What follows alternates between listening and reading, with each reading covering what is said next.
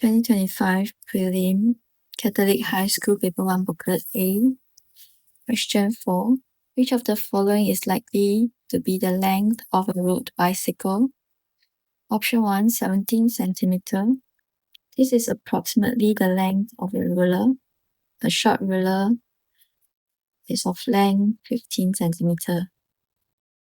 Okay, 170 centimeter is approximately the height of a secondary school student. 17 meter.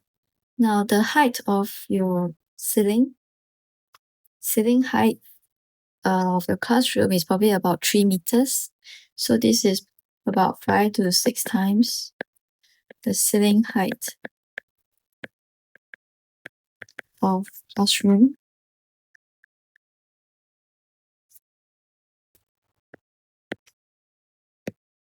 And 170 meter, that's 10 times. So it's about 50 to 60 times the ceiling height. Okay, of classroom. Now let's get back to the question. If your bicycle is 5 or 6 times the ceiling height of your classroom, I don't think you can bring a bicycle into a room. So obviously option 3 and 4 are wrong.